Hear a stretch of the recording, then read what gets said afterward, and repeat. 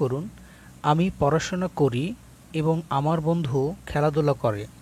এই বাংলা বাক্যটিকে ইংরেজিতে কিভাবে লিখবেন? এরকম বাংলা বাক্যগুলোকে ইংরেজিতে ট্রান্সলেট করার জন্য আমাদের প্রথমে বুঝতে হবে এই বাক্যটার মধ্যে কি কোনো কনজাংশন আছে কিনা। যদি কনজাংশন থাকে তাহলে সেটাকে আমরা ব্রেক দিয়ে নেব, মানে মার্ক করে নেব। এরপরে আমরা একটা একটা করে ট্রান্সলেট করব। তো দেখি এটার মধ্যে কোনো কনজাংশন আছে কিনা।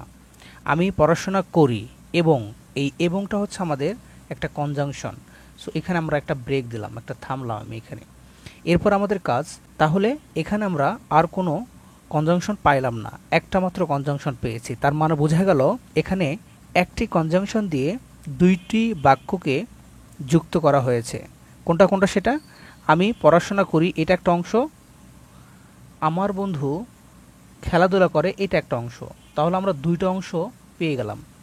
তো চলুন আমরা এটাকে এখন একটা একটা করে ট্রান্সলেট করব। এবং এর পরের অংশটা নিয়ে ভাবার কোনো দরকার নেই, এর আগের অংশটা নিয়ে ভাবুন। দেখুন কি বলে। আমি পড়াশোনা করি, খুবই সহজ। আমাদেরকে প্রথমে ভার্ব খুঁজে বের করতে হবে বাক্য থেকে।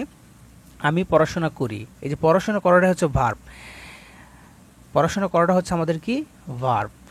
আর এই ভার্বকে যদি প্রশ্ন করি কে পড়াশোনা করে, তাহলে উত্তরে যেটা পাই সেটা হচ্ছে আমাদের সাবজেক্ট। তাহলে সাবজেক্ট কোনটা? আমি। তাহলে আমির জন্য আমি লিখবো হচ্ছে আই। আর পড়াশোনার ইংরেজি কি জানো? পড়াশোনার ইংরেজি হচ্ছে স্টাডি, STUDY,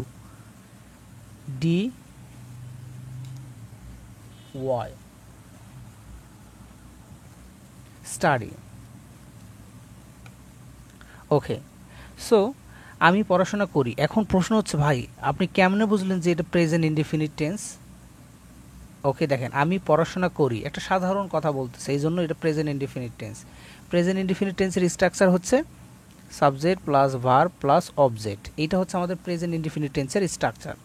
ওকে, তো এই অনুযায়ী আমি লিখলাম আই স্টাডি, আমি পড়াশোনা করি, হয়ে গেছে। এবার আমাদের প্রয়োজন হচ্ছে এবং, এবং এর জন্য প্রয়োজন আমাদের and. I study and, and মানে হচ্ছে এবং। এর পরের অংশটা এখন আমাদেরকে ট্রান্সলেট করতে হবে। দেখেন, আমার বন্ধু খেলাধুলা করে, তাহলে খেলাধুলা করে এটা হচ্ছে আমাদের ভার্ব, কারণ জানি আমরা বাংলা বাক্যের সবার শেষে থাকে ভার্ব। তো খেলাধুলা করার ইংরেজি কি? Play, right? সো এখন খেলাধুলা করে, এখন প্রশ্ন করেন কে খেলাধুলা করে, তাহলে উত্তরে যেটা পাবেন সেটা সাবজেক্ট। তাহলে উত্তরে হচ্ছে, দেখেন খেলাধুলা করে, কে খেলাধুলা করে? আমার বন্ধু। তাহলে মাই ফ্রেন্ড এখানে হচ্ছে সাবজেক্ট। তাহলে আমি লিখতে পারি মাই FRIEND, মাই ফ্রেন্ড। এখন বন্ধু কয়জন দেখেন তো, এখানে বন্ধু একজন, মাই ফ্রেন্ড খেলাধুলা করে। তাহলে এখন সাবজেক্ট আমাদের লেখা হয়ে গেছে। এখন আমাদের কি প্রয়োজন? এখন আমাদের প্রয়োজন হচ্ছে ভার্ব, রাইট? সো এখন খেলাধুলা করার ইংরেজি হচ্ছে প্লেস, PLAYS। এখানে এস কেন দিলাম? কারণ হচ্ছে একজন বন্ধুর কথা বলছে, এই জন্য এস দিলাম। যদি অনেকগুলো বন্ধুর কথা বলতো তাহলে এখানে এস দিতাম না। ওকে, আর এই পাশের টপ প্রেজেন্ট ইনডিফিনিট হয়ে গেছে, পরের টপ প্রেজেন্ট ইনডিফিনিট হয়ে গেল। তাহলে এই বাংলা বাক্যটির ইংরেজি ট্রান্সলেশন কি দাঁড়াচ্ছে? দেখুন, আমি পড়াশোনা করি এবং আমার বন্ধু খেলাধুলা করে।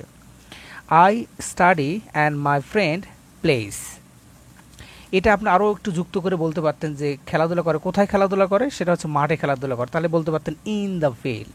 ওকে, পরের বাক্যটি লক্ষ্য করুন, সে পরিশ্রম করে এবং আমি ঘুমাই। এই বাংলা বাক্যটির ইংরেজি ট্রান্সলেশন কি হবে আপনারা কমেন্টে লিখুন।